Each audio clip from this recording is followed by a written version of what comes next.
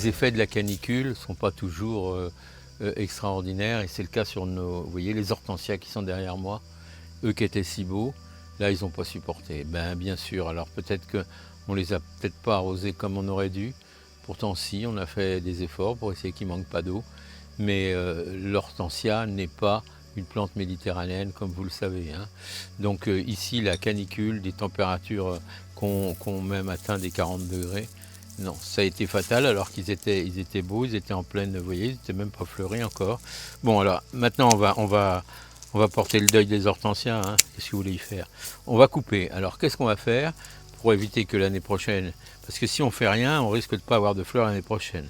Donc on va couper les fleurs de cette année à la première feuille, hein, pas plus bas. On verra si à l'automne il faut qu'on recoupe un peu, mais vous voyez il va falloir couper comme ça. Comme ça et comme ça. Ici on a la première feuille, on peut couper là, on peut couper ça, voilà. Ça sert à rien. Alors pourquoi on va faire ça? Ben, simplement pour redonner un peu de vigueur à la plante, hein, parce que la sève, on arrose, le peu de sève monte quand même jusqu'à la fleur, se disperse dans des fleurs qui de toute façon sont maintenant grillées, donc ça sert à rien, et c'est pour un petit peu rebooster notre plante qu'on va faire ça.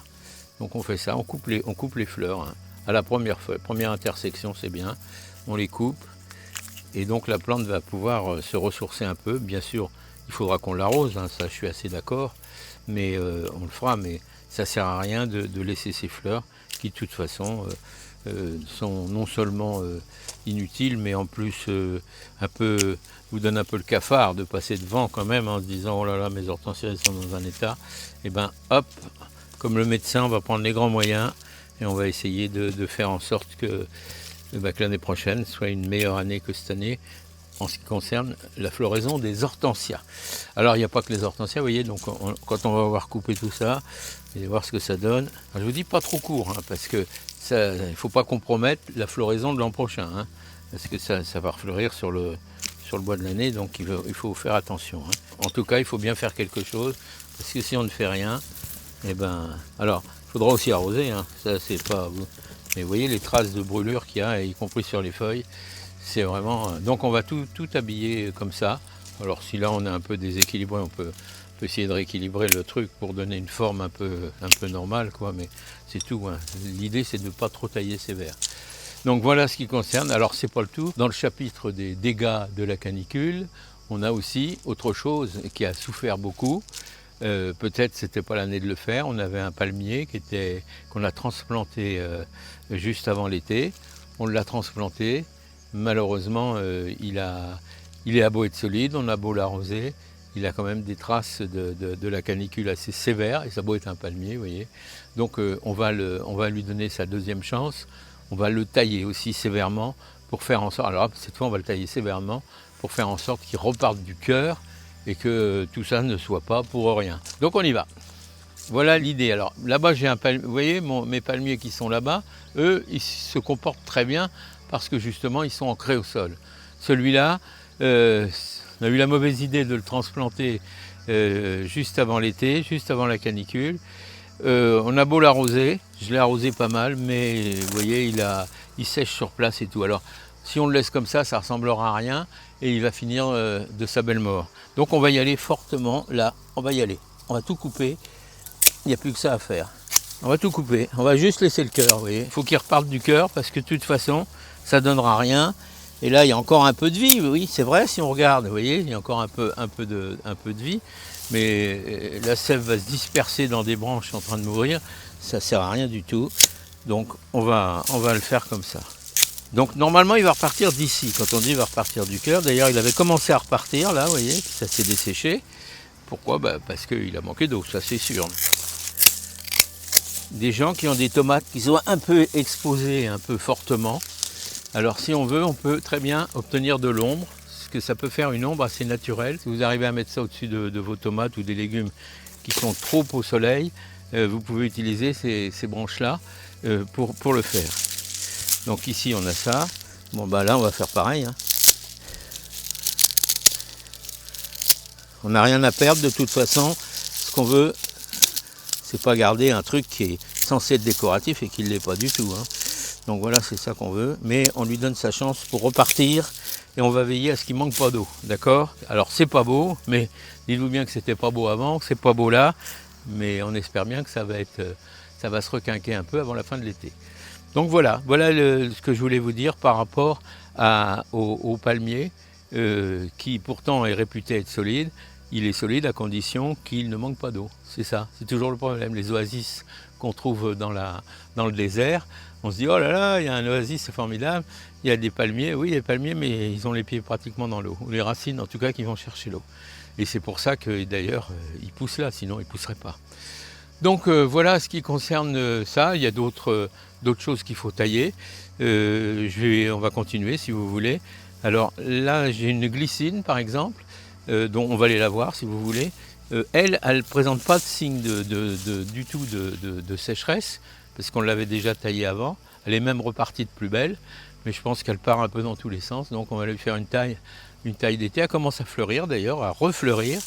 Mais laissons pas trop de feuillage parce que c'est au détriment de la floraison. Donc vous voyez, c'est peut-être pas utile ou indispensable. On l'avait taillée très sévèrement à la fin du printemps. Et puis elle est repartie de plus belle, mais là elle part en feuillage, elle part dans tous les sens. Et comme je voudrais qu'elle concentre sa puissance, son énergie sur ce qui va fleurir, je vais faire en sorte qu'il y ait un peu moins de feuillage, parce que le feuillage, lui, il pompe inutilement. Vous voyez, donc, et ça part dans tous les sens. Donc on ne va pas se laisser, on va essayer de domestiquer un peu le truc. Donc avec une cisaille, hein, pas plus que ça, vous voyez. Et là, on y va.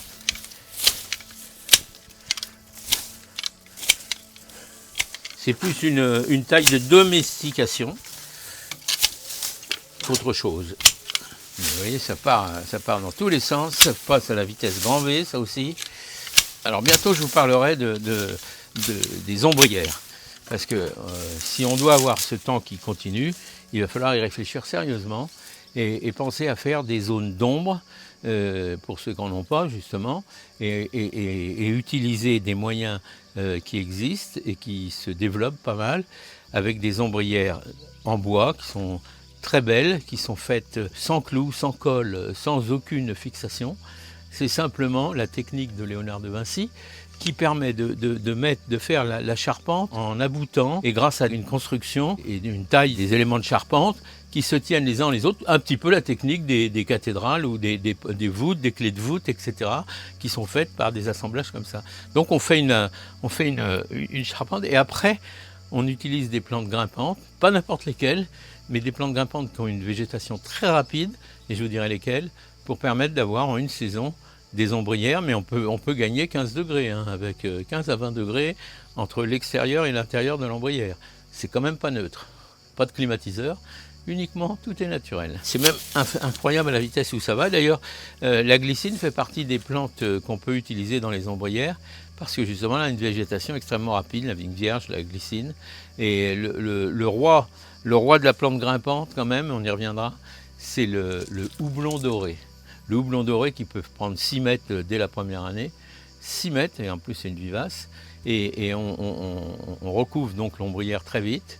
On a un feuillage doré qui est quand même les plus charmants, et voilà, donc ça c'est intéressant de pouvoir utiliser des moyens naturels pour se faire de l'ombre, et je pense que ça devrait être, même dans tous les villages, on devrait pouvoir, sur les places des villages, pouvoir aller se mettre à l'ombre, rencontrer les autres personnes, parler avec eux, sans être en plein cagnard, comme c'est parfois le cas. Vous voyez, on a un magnolia ici, le fameux magnolia soulangeana, à ne pas confondre avec l'autre, regardez.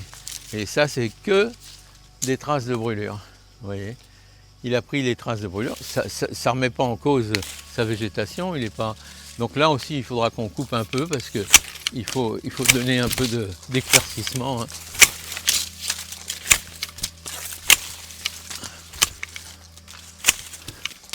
Voilà. Alors, certains le font avec des trucs électriques, des trucs mécaniques. Là, ici, on veut rester à peu près dans cette optique-là. Voilà quelques dégâts constatés, sur lesquels on doit y remédier, bien sûr. L'arrosage ne suffit plus, là, parce que c'est quand même des coups de soleil. Et là, c'est pareil, on est sur une plante qui est plutôt une plante des régions ouest et nord, et pas une plante qui supporte des températures aussi importantes. Donc, veillons-y, hein, parce qu'on peut sauver notre arbre à condition de se donner les moyens de le faire. Donc je vous invite à en faire autant. Je ne veux pas avoir le moral, agir sur votre morale. Je dirais qu'une chose, pour terminer, souriez, vous jardinez. Hein.